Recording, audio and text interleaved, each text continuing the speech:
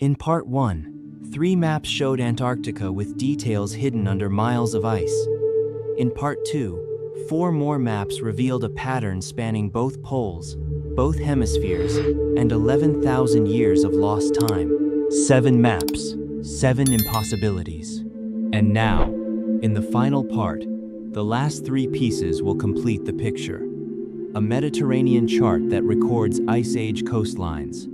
An Amazon map that proves someone explored the interior of South America before Europeans arrived. And the portal tradition, the most powerful evidence of all, because it is not one map but hundreds, all pointing to a single lost source. You are in Alexandria. Or rather, you are in the memory of what Alexandria once was. The year is 1487. The Great Library has been gone for 1,000 years, consumed in stages by fire, by neglect, and by the deliberate destruction of knowledge by successive conquerors who feared what those scrolls contained. But the library's ghost persists. It persists in the maps that survived it. It persists in the geographic data that was copied from its papyrus scrolls onto vellum before the scrolls turned to ash. You are holding a portal chart attributed to Ibn Benzara, drawn in this year, and it shows you the Mediterranean with a precision that takes your breath. Every island, every indentation of the coast, every harbor and headland and rocky shoal. But something is subtly wrong. The islands are too large. Certain coastlines extend further into the sea than they should. Shallow banks that you know are submerged beneath waves appear as dry land, shaded and contoured as though the mapmaker expected you to walk on them. You are not looking at the Mediterranean of 1487. You are looking at the Mediterranean of a much older and very different world.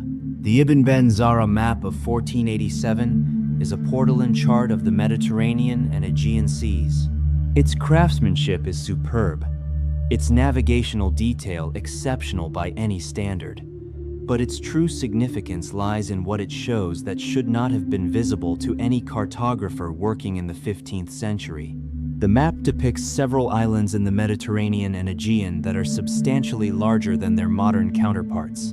It shows coastal features, shoals, and shallow submarine banks as dry land rather than submerged terrain. When modern researchers overlay the Ibn Benzara map onto contemporary bathymetric data and then adjust for sea levels that were 300 feet lower than present, the fit improves dramatically. Islands that appeared oversized on the map shrink to match their Ice Age dimensions precisely. The extended coastlines that seemed like cartographic errors suddenly align with the actual contours of the seabed surrounding the modern shoreline. Shallow banks, depicted as dry land, correspond exactly to submarine plateaus that would indeed have been above water when sea levels were at their glacial maximum. The map appears to be depicting the Mediterranean as it existed when global sea levels were substantially lower than today. This condition last prevailed during the late Pleistocene, roughly 11,000 to 15,000 years ago, during the final millennia of the last ice age. At that time, vast quantities of the world's ocean water were locked up in continental glaciers, and sea levels were depressed by hundreds of feet worldwide. Islands in the Aegean were significantly larger because their surrounding shallow continental shelves were exposed as dry land. Coastlines extended much further out to sea. Passages between islands that are now wide channels of open water would have been narrow straits or even dry land bridges. The source material preserved geographic data from that epoch, copied faithfully across thousands of years by cartographers who did not realize they were recording a vanished world. Each copyist reproduced coastlines that had not been accurate for 10,000 years but had no reason to question their sources. This map does not receive the public attention that the Piri-Reis map does. It is less dramatic, less immediately sensational, but in many ways its implications are more profound, because it demonstrates that the ancient source material was not limited to exotic, faraway places like Antarctica or the Arctic.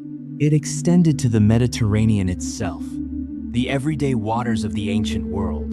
the sea that every civilization, from the Phoenicians to the Greeks to the Romans to the Byzantines to the Ottomans, called home. Whoever created the original source maps did not just make one extraordinary voyage to the ends of the earth. They mapped everything, systematically, globally, and with a precision that implies institutional resources, advanced mathematical knowledge, and navigational technology that we have never accounted for in our accepted timeline of civilization. This is the point where I ask you to consider scale. We are looking at source material covering Antarctica, Greenland, the Bering Strait, the Mediterranean, and the interior of South America. That is not one expedition, that is an institution. A civilization capable of global surveys, advanced mathematics, and archival preservation across deep time. The year is roughly 1540.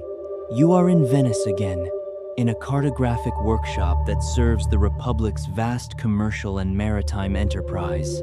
Venice is a city built on information, as much as on water, and its map makers are among the most skilled and best connected in all of Europe. A map lies before you on the work table.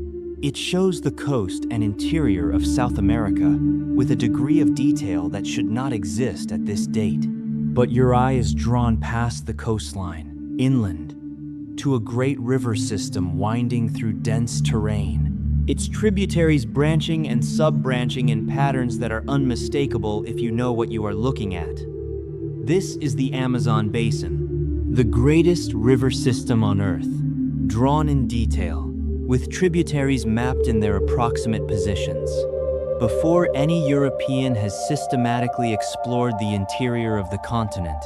Within the Venetian tradition, there exists a map from approximately the mid-16th century that depicts the Amazon basin with interior detail not matched by European exploration for generations.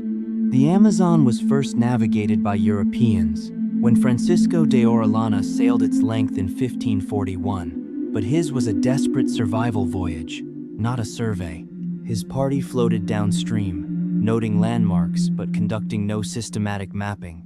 Detailed surveys would not occur until the 18th and 19th centuries.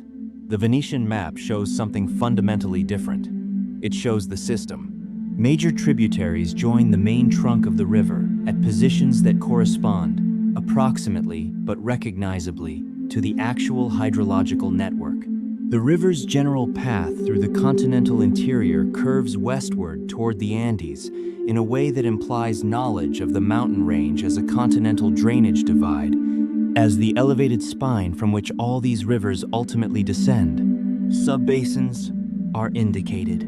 The overall pattern of the drainage system, the way smaller streams feed into larger rivers, which feed into still larger ones, which ultimately join the main channel, is consistent with actual hydrology, rather than cartographic guesswork or invention. This is the kind of geographic information that can only come from systematic exploration, from someone who traveled not just the main river, but its tributaries, who understood the basin as an integrated hydrological system rather than a single waterway. The Venetian cartographic tradition, like the Majorcan school before it, was fundamentally a tradition of compilation. Venetian mapmakers were information brokers operating at the crossroads of the medieval world. They gathered geographic data from Arab merchants who traveled the Silk Road, from Byzantine scholars who had preserved ancient Greek texts, from monastery libraries that held copies of Roman and Hellenistic geographic works, from Phoenician sailing records transmitted through intermediary cultures across centuries, and from older maps whose provenance was often unclear or entirely lost. When a Venetian map shows the Amazon basin in structural detail before European exploration of the region, the most logical explanation is not that the mapmaker invented accurate geography through pure coincidence or inspired guesswork. It is that he was working from source material that contained real geographic data about the interior of South America. Source material whose ultimate origin predates the European age of exploration and quite possibly predates recorded history itself. I want to note something about the nature of this particular evidence. The Amazon is not a feature that can be deduced from theory or guessed from coastal observation. You cannot determine the Amazon River's tributary structure from theoretical principles, from astronomical calculations, or from sailing past its mouth. You have to go there. You have to navigate the rivers in person. You have to observe firsthand where tributaries enter the main channel and how the system connects across vast distances of dense forest. This is empirical data, the irreducible product of direct exploration by someone who physically traveled the interior of South America and recorded what they found with cartographic accuracy. That is not an abstract claim about hypothetical lost civilizations. It is a specific, testable assertion. Someone explored the Amazon, mapped its hydrological structure, and that map survived long enough to reach a Venetian workshop in the 16th century. The alternative hypothesis, that a Venetian cartographer randomly generated an accurate hydrological diagram of the largest river basin on Earth through pure imagination, defies every principle of probability I have ever processed. You are standing in a vast room that exists only in the mind. Call it a thought experiment. Call it a synthesis. In this room, every portolan chart ever drawn has been laid out on a single infinite table. Hundreds of charts, perhaps thousands, counting the ones that were lost to fire, water, war, and the simple passage of centuries. They stretch in every direction, drawn on vellum and parchment, some beautifully illuminated with gold leaf and vivid pigments, others plain and functional, stained with salt spray and bearing the thumbprints of the navigators who used them at sea. You walk among them, and as you move from chart to chart, comparing one to the next across decades and centuries, a realization begins to form that should not be possible. They are all consistent, not identical. Each cartographer introduced small personal variations, minor local updates, slight errors of copying. But beneath those surface differences, the underlying geometry is the same coastline shapes, the same island positions, the same proportional relationships between distant points, the same systematic errors recurring identically across charts drawn by different hands in different workshops in different decades and different centuries. These are not independent creations. They are descendants. They are copies of copies of copies. And they all trace back, unmistakably, to a single original source.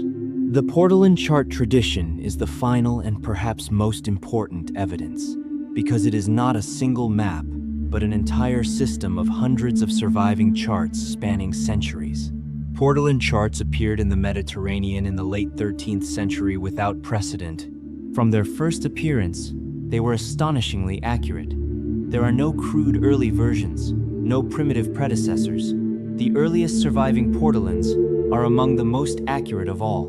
They arrived fully formed, at a precision not matched by independent European methods for centuries afterward. They appeared not as an invention but as an inheritance. The Swedish cartographer and historian A.E. Nordenskjöld conducted the first comprehensive scholarly study of the portolan charts in the late 19th century. His analysis, published in a landmark volume that remains a foundational reference in the field, concluded that the portolan charts were derived from a single prototype map of remarkable precision, a lost original that had been copied and recopied across the centuries by successive generations of chart makers, each one faithfully reproducing the fundamental geometry while introducing minor surface variations.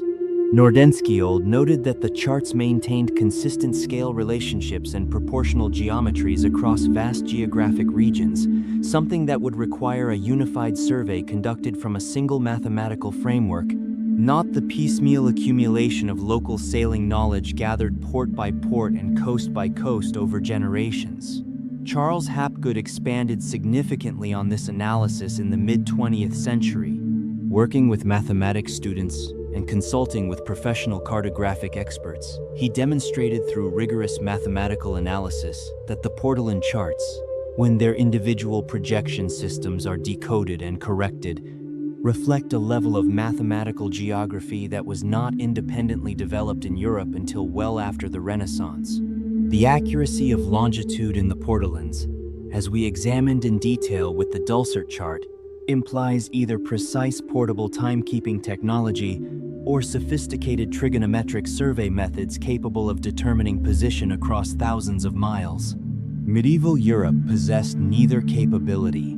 The technology to achieve what these charts demonstrate did not exist in the 1300s. It barely existed in the 1700s. And yet the charts are there, drawn in the 1300s, with accuracy that the 1700s could not match. Hapgood proposed that the portolan tradition was the surviving remnant of a much older cartographic science, originating with a civilization possessing advanced mathematical and navigational capabilities. The original maps entered the medieval Mediterranean world through channels that remain obscure, possibly through Byzantine or Arabic intermediaries, possibly through Alexandrian scholarly traditions. But their ultimate origin lay far beyond any known historical civilization. They were the work of a global maritime culture that flourished before the end of the last ice age, destroyed by the environmental catastrophes of the Great Melt, but whose cartographic legacy survived in scattered fragments. The consistency of the portolan tradition is, to my analysis, the single most compelling piece of evidence in this entire investigation. A single anomalous map can be dismissed as a freak of error or coincidence. Two anomalous maps can be called an interesting coincidence. But an entire tradition of hundreds of charts spanning multiple centuries, all displaying the same underlying geometric framework, all pointing back to a single prototype of impossible precision, all arriving in the historical record without any developmental ancestors. This cannot be explained away. It is not noise. It is a signal, and it is pointing, with unmistakable clarity, toward a conclusion that the academic mainstream has not yet found the courage to reach. You have now seen 10 maps. 10 documents, each one real, each one verified, each one preserved in a museum or library or national archive. 10 pieces of evidence, each one quietly and persistently contradicting the story of human civilization that you were taught. Allow me to connect them. The Piri-Reis map shows Antarctica's subglacial coastline, confirmed by seismic survey in 1958. The Orontius Phineas map shows Antarctic rivers that geological core samples prove once existed. The Boash map shows Antarctica's two landmass geological structure, invisible beneath the ice until radar revealed it. The Zeno map shows Greenland as the subglacial archipelago it actually is beneath its ice cap. The Haji Ahmed map shows the Bering land bridge that sank beneath rising seas 11,000 years ago. The Ibn Benzara map shows the Mediterranean at Ice Age sea levels. A Venetian map shows the interior Amazon basin before any European entered it. The Dulcert portolan achieves longitudinal accuracy 4 centuries before the technology to achieve it was invented. The King Jaime chart shows South America decades before Columbus crossed the Atlantic, and the portolan tradition as a whole constitutes a unified cartographic system that appeared without predecessors and points to a single source of impossible sophistication. These are not 10 separate mysteries. They are 10 surviving fragments of one story. Taken together, they describe a world as it appeared during and just after the last ice age, roughly 15,000 to 6,000 years ago. A world with different coastlines, different sea levels, ice-free polar regions, and land bridges, where there are now open straits. A world that someone mapped, accurately, systematically, globally. They imply the existence of a civilization, or perhaps a network of cooperating civilizations, capable of global maritime navigation, precise mathematical cartography, and the institutional capacity to organize, fund, and execute surveying expeditions that covered every ocean and every continent on this planet. A civilization that flourished before the end of the Pleistocene and was destroyed or catastrophically diminished by the events that accompanied the Great Melt. Rising sea levels of 400 feet that drowned every coastal settlement on Earth. Mega floods From the sudden collapse of continental ice dams that reshaped entire landscapes in hours, and rapid climate shifts that devastated agricultural systems, disrupted established trade networks, and scattered populations that had once been connected along now vanished coastlines. Their knowledge did not vanish completely. It could not have, because the maps exist. Fragments survived, perhaps carried by refugees, perhaps preserved in archives that escaped the flooding. By whatever means, this cartographic knowledge entered the streams of later civilizations, copied onto papyrus in Egypt, catalogued in Alexandria, translated by Phoenician and Greek scholars, rendered into Arabic, passed through Byzantium into medieval Europe. At each stage, copies degraded slightly while preserving the fundamental framework.